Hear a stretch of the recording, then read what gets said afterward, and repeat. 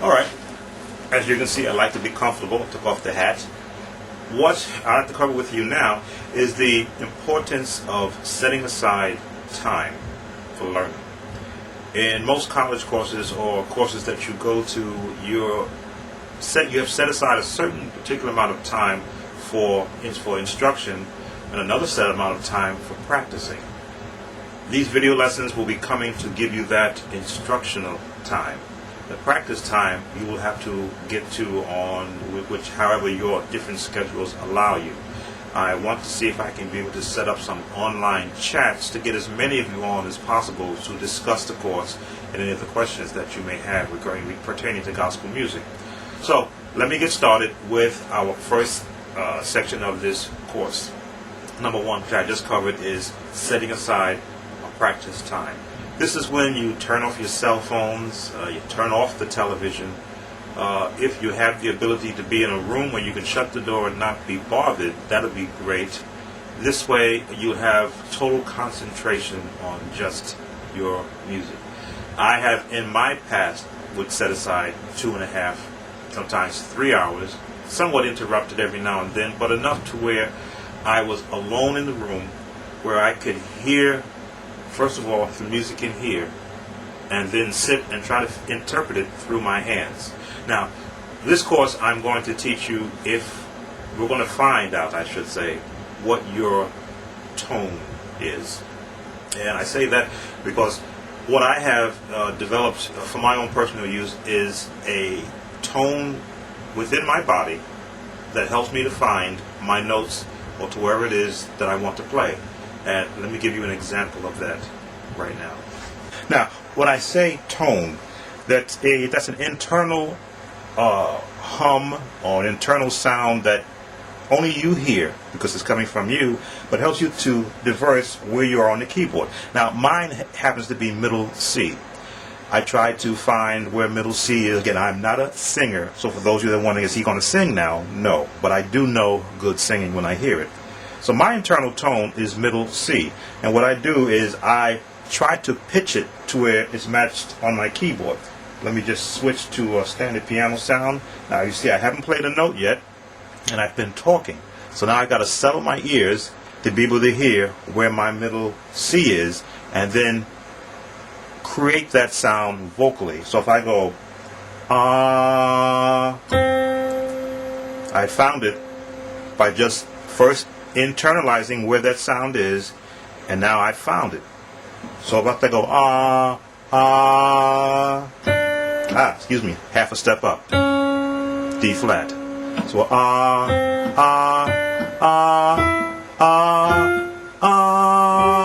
Now stop laughing. I know you guys are rolling right now. I'd be rolling too if I heard this tape again. But that's my internal way of finding where my notes are. So in my head, if I hear, let's say, a run, ba ba ba dum bum, ba ba da ba ba bum. So internally, now again I'm vocalizing, which I usually don't do, but internally I can hear those changes. I have the ability to hear chords in my head. So if I want to do the major C chord, bum bum bum, and 3 parts. Now of course I cannot audibly sing or vocalize 3 parts, but I can hear 3 parts in my head. So it helps me when I want to find out before I play a note what it's going to sound like. That was the C major chord. Now if I hear the minor chord, I know that the 3rd note is flatted.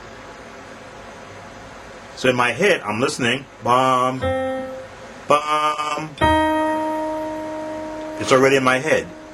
So if I hit a bum, it's going to clash. Bum.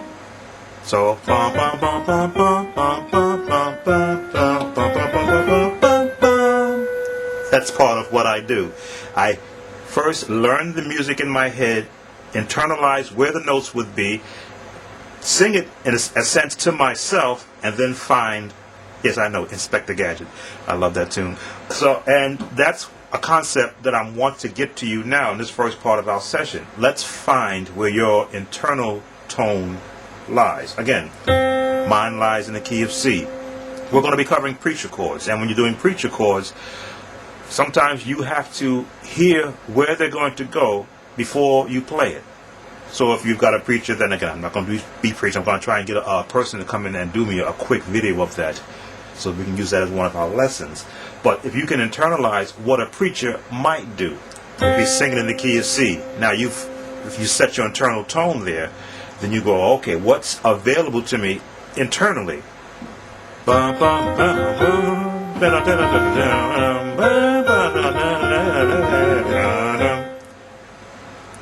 I can hear that in my head, and because I've practiced,